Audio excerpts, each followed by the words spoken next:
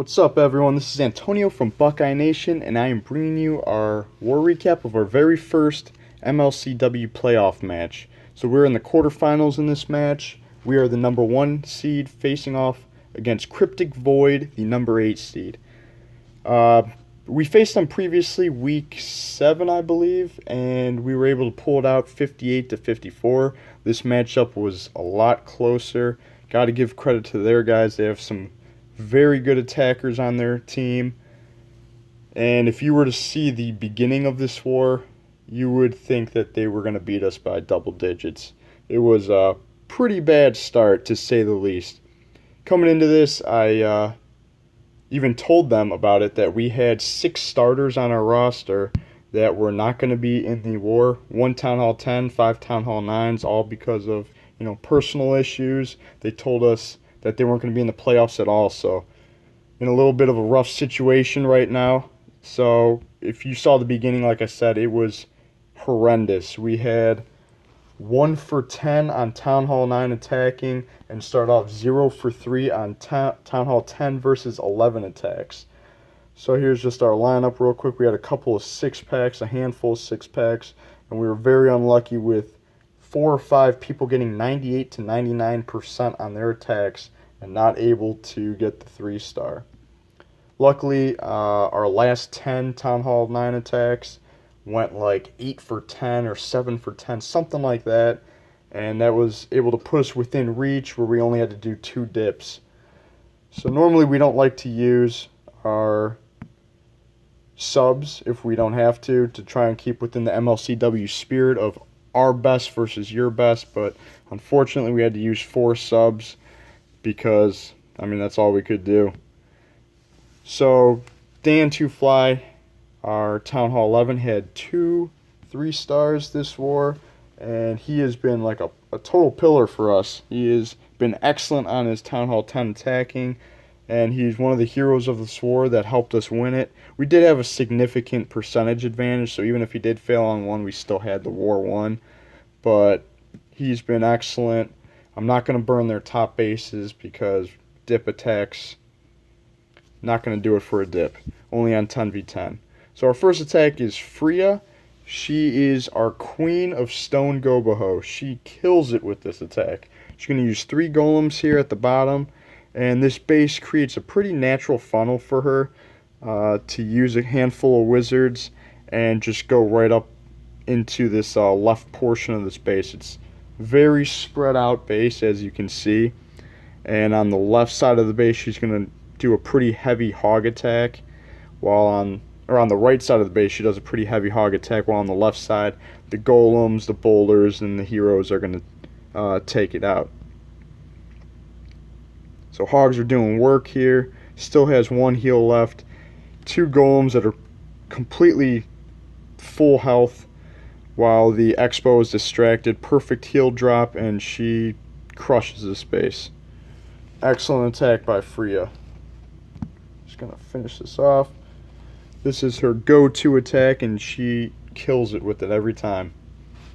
So she had a 6-pack for us, which was huge.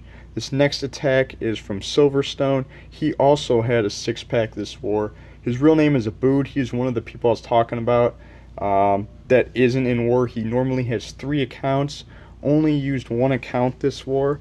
I'm just going to talk about how great Abood is this entire attack as opposed to recapping his attack, because I wanted to make a whole montage about his attacks from his final full war with us, week 10, where he used all 3 accounts. He went like 5 for 6, I think. This guy, I can't say enough good things about him. He is just an excellent attacker. He uses a different attack for every base. He doesn't, force it with just one attack style, whether Stone Goboho or Witch Slap or whatever. He finds whatever weakness is on the base, is able to dissect the base, and just crushes it almost every time. He has to have a success rate over 75% at least. So I can't say enough good things about him. He's always there to help our other Town Hall 9s with voice spotting them or helping them plan their attacks. He's just the epitome of what you want in a clan member as a teammate. So thank you for always helping us out, Abood. Wish I could have shown more of your attacks from last war, but just didn't have the time to finish it out.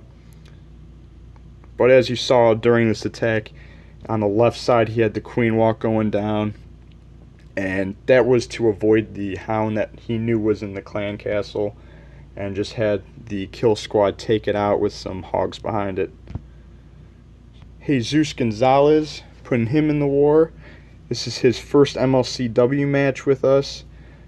He's one of a handful of guys that we had never warred with us in the MLCW that we had to throw in because our numbers were so thin. And he had a crucial 3-star here. Very good attack. Starts off with his AQ walk on the 3 o'clock side. At the bottom you see there's some golems, bowlers, and 5 or 6 witches here. They're all going to converge right at this 6 o'clock point and take out the clan castle and pretty much the entire inside of this base. I think a lot of it walks around, like the bowlers, and you see some of these witches at the bottom already are starting to go around the perimeter, which is exactly what you would want to happen, while his AQ is up here on the 3 o'clock side just taking out chunks on her own. Let me move a little faster on this.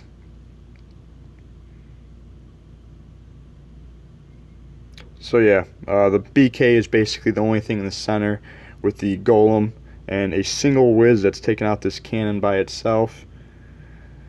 And then just everything else circles around and crushes the space. Great attack by Jesus, or as we call him, Jesus.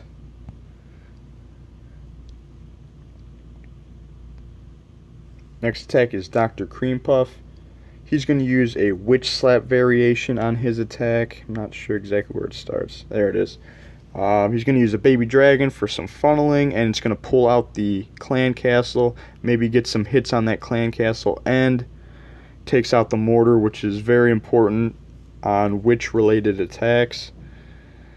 You see, he drops the poisons, takes out the rest of the CC, the enemy AQ, and it has a very efficient funnel here.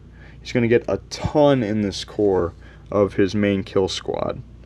Pretty much the entire thing goes right in the center, and it's just quite a force to take on all at once. Just too many skellies just hitting this base. Some of these healers are going to get taken out by the air defenses. I should fast forward it. Some of these healers are getting taken out by the air defenses, but the AQ is behind it with the bowlers, and they're able to take them out before they do too much damage on them.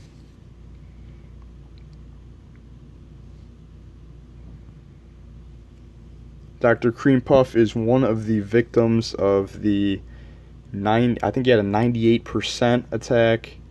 Like I said, there were like 4 or 5 people that had a 98 to 99% that just didn't pull out the win. It looked like everything was going wrong for us this war, but somehow we came through in the end and pulled it out with our top half and some key hitters from our bottom.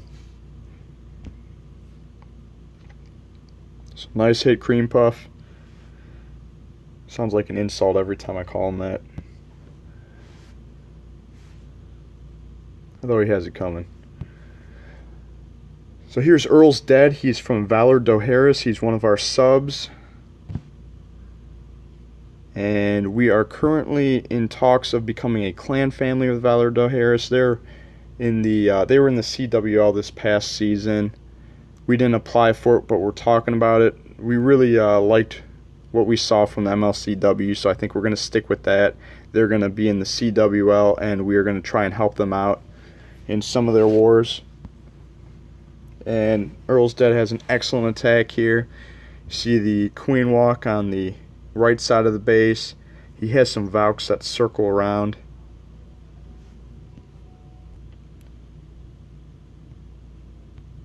So you see some of the Valks walked on him. He's going to start the hogs at the bottom. Has 1 heal for the hogs, but that's really all he needs. Just have to get past these whiz towers, and he's pretty safe. So excellent attack by Earls Dad. Just doing cleanup now.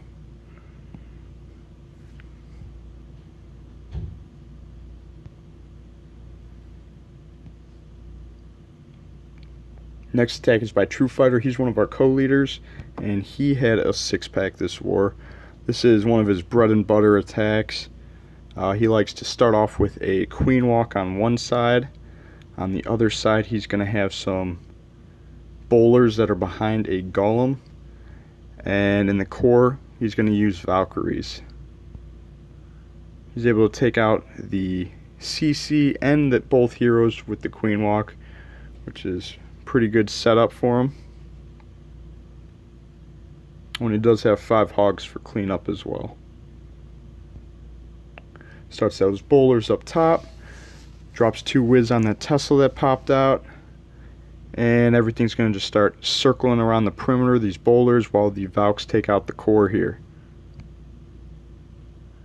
Drops the jump, gets through. Surprised he hasn't dropped that rage spell yet. There it is. And Valks under rage, you can't beat that. Same time, his AQ is at full health on the bottom here, with those healers doing work, and this base is getting destroyed.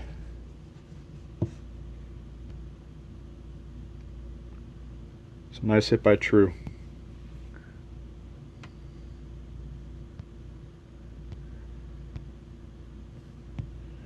Next attack is by Menza. He is another person that had a 99% attack on his second attack. He's going to start off with the queen walk on the 3 o'clock side. At the bottom there are 5 or 6 witches under healers, and they're just used to make a perimeter funnel while the golem and CC bowlers go right in the core.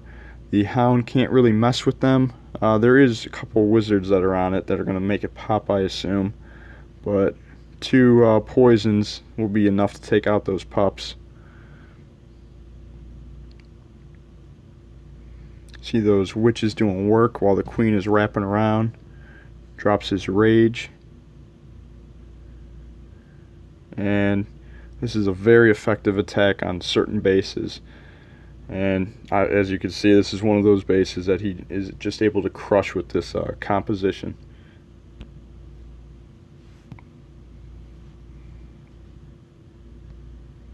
There's a dip. We had 2 dips. Here's Aljef's attack.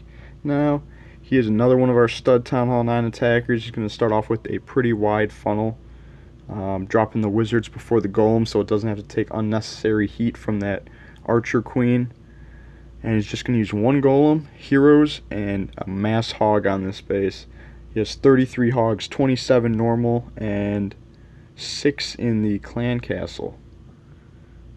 So normally you would see bowlers or something behind, which is in probably 75% of attacks now. Bowlers in the CC, and he's just going to use his heroes for that. Pops the hound here while the AQ is doing work on it. Probably the worst CC you could have for this attack, just because his archer queen is put out of play for such an extended period of time, taking out that hound. But he's able to swag a heal on this attack. He has a ton of hogs left over and just crushes this base. It's perfect for this mass hog attack that he uses.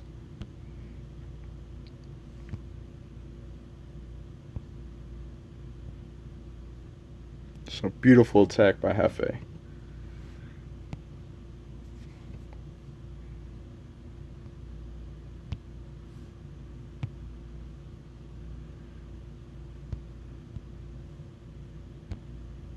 Circumlot's been very helpful for us throughout the MLCW as well. Usually we only have like 1 or 2 subs in, and he's one of them for a lot of the wars, probably about 4 or 5 wars. And he's just an excellent attacker. Starts off with the golem, bowlers, and heroes to take out this corner pocket here full of the CC and heroes, and he's just gonna go right into those air sweepers with the bowlers backing them up, and takes out a massive chunk of the space really early on in the war, or in the battle, the attack. So as you see, these bowlers are just taking everything else out in front of these loons, and now it's just cleanup. Another excellent attack.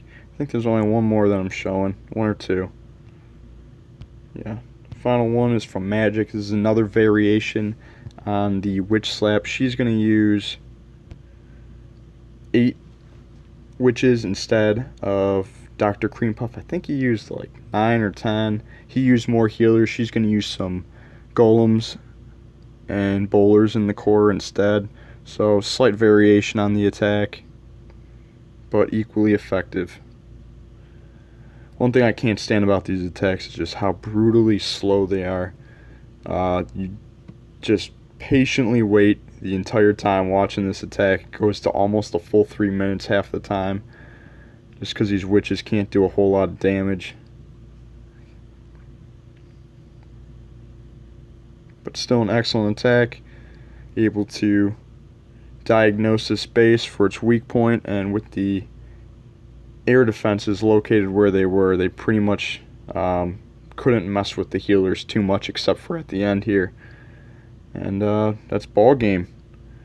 So, like I said, a few key attackers really put us over the edge this war, and Cryptik Voiid did an excellent job against us, really brought us to the brink. Final 2 attacks decided the war. So great job to you guys, and hopefully we win round 2. I believe we are facing Born as Ghost.